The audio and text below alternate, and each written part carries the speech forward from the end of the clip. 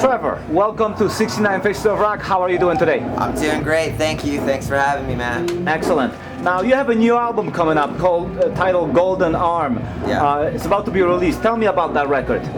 Well, it's a little bit different from what I've done in the past. I've usually kept to a pretty DIY kind of ethos, and I decided I wanted to team up with this guy, Darren Trentacost, who does a lot of amazing mixing and mastering work out of Las Vegas. So it's kind of like the first album where it was like it's just taken somewhere else, and so we're kind of taking a new spin on things, freeing up some time for myself. Typical haunt fashion. I wrote some new stuff, and then there's some stuff that I've written in the past that I fixed up and made album ready. But generally I just write a few songs that I want to play live, and then just put a record together out of it everything. Now, once again, you're the sole writer and performer on this album. How does that work? Well, when I have a recording studio in the back, I have a back house on my house, and that's a recording studio, and I have drums they're just set up all the time. Everything's ready to go all the time, so it's way more simple than it seems because I've been doing it for so long now. I just come up with riffs, and then I just start playing it, building it. Usually it takes me in like 2 or 3 times to really kind of get the idea together, and then I just try to get it as good as I can, as well as I think I can perform it. I can sit and nitpick, but I don't. I just kind of let whatever I thought was a good performance, that's what gets the take. So it's not that hard. It's I've been playing drums for quite some time. Bass, I played bass in bands for many years, and then obviously singing and guitar is my forte. So it's just all natural to me. It's not a complicated matter for being a sole songwriter. How do you make it all agree instrumentally? Well, it usually all starts with a certain riff. I usually come up with a verse. If I have a good verse, like the instrumental parts I kind of write after.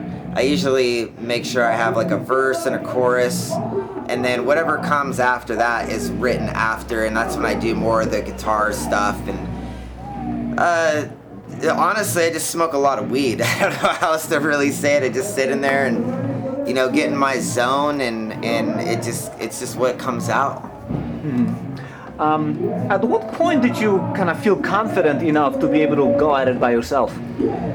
I mean, it just became out of default of just becoming older, not really having, time to sit down and gel out ideas with other people. So, I mean, if you really look, one day when people are like, well, his career started in his 30s, what was I doing all those years before? I was trying to be in bands with other people collaborating, and it just wasn't, it just was very complicated for me. I just didn't really, I never really clicked with anybody, so it was just, doing a solo effort just made more sense. Yeah. Speaking of clicking, for the live performances, you do have a full band. So what does it take to be in a band with you and share your vision? Well, first off, you have to just be on board with and trust in me that I'm, going in a direction artistically that's, people are going to want to listen to and stuff. And so I just, what we really do is we get together a couple times a week, and we run through everything. We sit down and talk. We talk about the songs I have, and we do a lot of communication and what songs are the songs that we are going to play live. So it's not more or less just I'm picking the songs live. We pick them as a band, what feels like what the crowd wants to hear. We put in the songs that, we do like Luminous Eyes and stuff still after after 5 years of playing it, even though I got like a fucking ton of other songs. You know what I mean? We still go back and pick, you know, selectively what we think people want to hear. And what would you say was your most popular release to date? Well, I mean, Burst into Flame has been around the longest and kind of got me my leg up, and even though Luminous Eyes really helped, I wasn't even playing live at that time, and same with Burst into Flame. I didn't really have a band yet when I started working on the album, and I was just kind of going day by day, and I think Burst into Flame probably would be, you know, what I'm most known for, but I would say, like, as far as, like, if we're talking, like, selling records, probably Beautiful Distraction probably sold more than all of them. Wow. Yeah. Do your personal favorites agree with what people favor? No, not at all. So if you were to come up with, like, a, let's say, 5-song dream list, set list for you, what would those 5 songs be? One of them we started working on, this song, it's on Mind Freeze, it's the very last song, Voyager. I've wanted to play it for a long time, and never got to it with the previous live band. The live band I have right now, they're really hard working, so it's been really nice to be able to, like, actually go into that. So Voyager would be one. Another song that we never done that I'd like to do is Saviors of Man. That's also on Mind Freeze. I would like to do... One day I would like to do Run and Hide again. We used to put it in the set. It's not in the set anymore, but I get asked for that one a lot. We don't really play it. And another one, Face of Danger. We actually did play it live for a little bit, but it kind of just like vanished in the set for some reason, but I really liked it. And then Winter's Breath off the Flashback record, I like those. We don't really do that. That would be kind of that would be the fun set. That would probably, you know, test me a little bit, make me work for it, you know. What lyrical themes are you exploring in these songs? Well, lyrically, I always try to write songs about life. I don't really try to write songs with stories. So generally I tap into just things I've dealt with in my life. I had a lot of family members tragically pass away, and I kind of use music as therapy to get me through those things.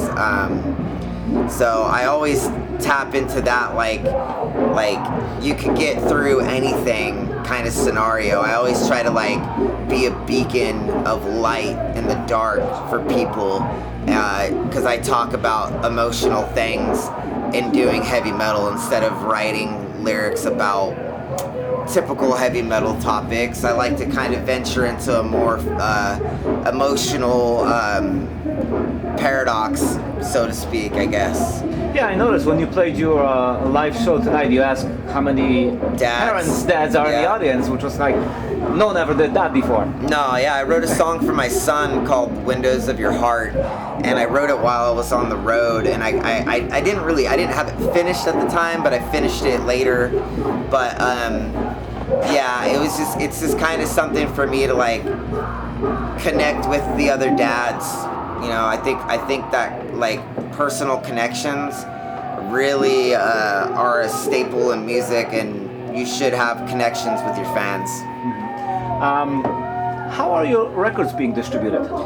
So in Europe, they're distributed through Orchard, and same with the USA. It's a Sony ran company, and then mostly I sell on Bandcamp. Bandcamp has been major for Haunt, like as a entity. I'm able to like spend way more time on my music because of Bandcamp. I don't have to have a job because of Bandcamp, basically, in a nutshell, because, you know, I manufacture the records and I don't really deal with record label stuff. So it's a little different scenario when you're like DIY, you know. That's amazing that you're able to support yourself without a job. Yeah. I mean, I didn't for years. I had a job for 18 years. I was a hairstylist. Okay. So I did hair for 18 years, and then once I started kind of getting into the manufacturing world, it all changed at that point, because then you have to really work. You can't just play music. What else do you do when not writing, recording, or performing? I skateboard. I hang out. I mean, I'm with my son like every single day, so we do a lot of. We play with He-Man, Masters of the Universe. I've been trying to teach him the ways of rock and roll, and we listen to a lot of. Right now, before I left, we were listening to a lot of Kiss. We do a lot of dancing around the house, and I mean, I just do typical dad shit, to be honest with you. I mean, I don't really do anything outside of that. I don't go out at all. I really live a very, like, reclusive life at home. I don't really have time for anything else. Music is the life force outside of my family. So, skateboarding, family, music. I do like traveling, so I do like to get out and do stuff, and not big city stuff. I like going to like small mountainous retreats. I don't need city life. It's hectic, and I do this all the time. You know what I mean? So when you're out and you're city to city to city, every city basically bleeds into each other after a while, and you long for that foresty retreat away from music as well. Like it gives me, like time to like think about what I want to work on and things when I got a clear head. Cool. Finally, do you have any musical goals that you would one day like to accomplish? Well, yeah. I mean, I want to at some point have 20 full-length records for Haunt. That is the big goal. I feel like when I've reached that, I don't think there's really much else to do after that point. I would like to like produce bands and help younger bands get their start, you know what I mean? Because it is about like the younger bands eventually. I mean, like, even though it seems like there's a lot of older bands that just still out there doing it, I think the younger bands need more chances to go out there and prove themselves. So that's what I'd like to do. That's a goal that I'd like to tap into, the 20 albums, and then just literally just become the guy you come to I could record your record, I could do whatever, I could help write your songs, you know what I mean? So that's kind of the goal. Thank you. Yep.